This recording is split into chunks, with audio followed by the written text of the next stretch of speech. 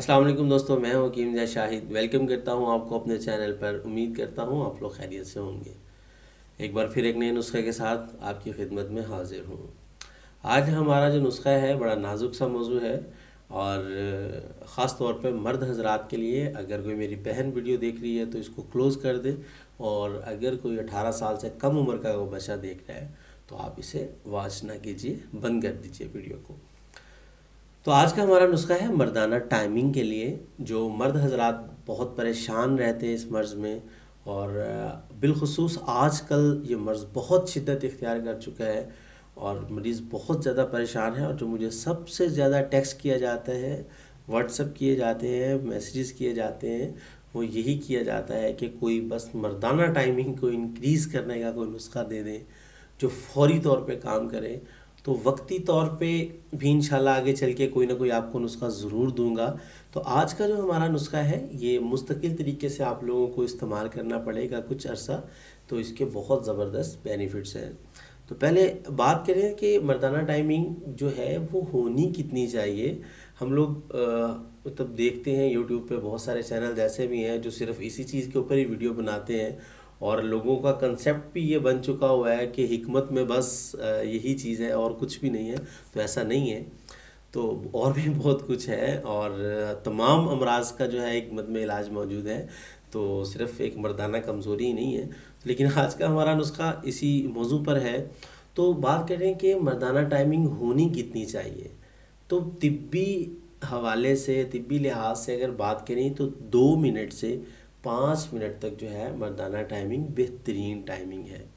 अगर आप लोगों का मतलब जो है मुबाशरत का टाइम 2 मिनट से कम है तो आप दवा को इस्तेमाल करें।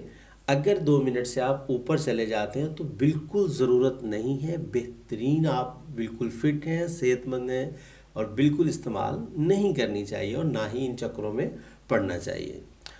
तो ये हो क्यों जाता है?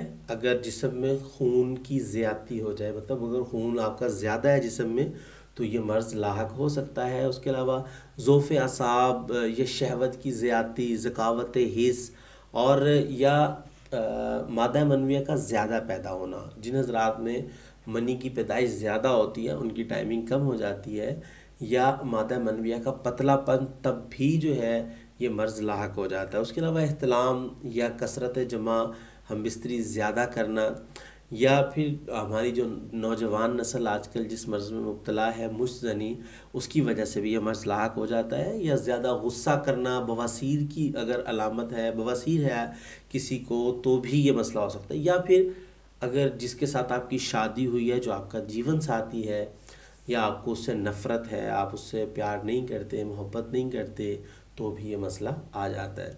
अब जिन हज़रात को ये मसला होता है बहुत परेशान होते हैं, और ये बड़ा पेचीदा सा मर्ज़ है। अक्सर लोग बता भी नहीं पाते किसी को, और बड़ी मतलब परेशान मरीज़ रहना शुरू हो जाता है, और अक्सर तो तन्हाई पसंद हो जाते हैं, बात करना पसंद नहीं करते किसी के साथ, या फिर वो हम बिस्तरी करने में हिचकिचाते हैं, अदम एतमाद का शिकार हो जाते हैं। तो ये सारी चीज़ें हो जाती हैं।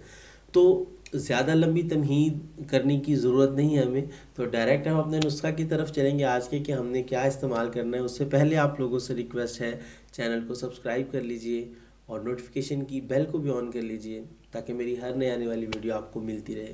तो चलिए चलते हैं आज के अपने नुस्खा की तरफ।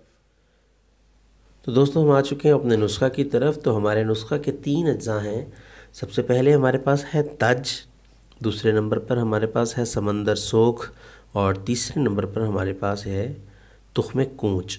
अब तज जो है ये पंसारी के पास होता ज़रूर है, लेकिन कुछ लोग नहीं, अगर पंसारी के पास नहीं होगा तो वह आप लोगों को इसकी जगह पे दारचीनी दे देते हैं।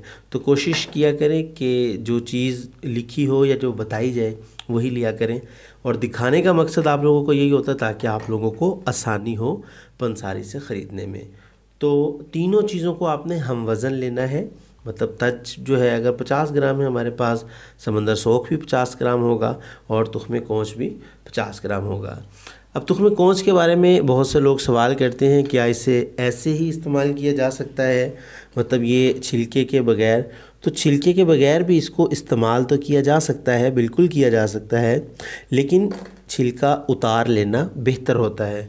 तो कैसे इसका छिलका उतार लिया जाएगा, तो इसके लिए अभी मेरी वीडियो मैं नहीं बना सका, लेकिन मेरी कोशिश है कि मैं इंशाल्लाह 1-2 दिन में इसके ऊपर ज़रूर वीडियो बना दूंगा कि आप लोगों ने इसका बीज अंदर से कैसे निकालना है। तो आप लोगों ने इसका इन तमाम चीज़ों का सफ़ूफ़ बना लेना है, बिल्कुल पाउडर कर लेना है और छन्नी के साथ उसे छान लेना है और आपका पाउडर तैयार हो जाएगा। तो आपने कैसे इसे इस्तेमाल करना है, तो चलिए आपको बताते हैं। तो दोस्तों, उम्मीद करता हूँ आज का नुस्खा आपको पसंद आया होगा और अच्छे से समझ भी आ गया होगा आप लोगों ने इसे कैसे बनाना है।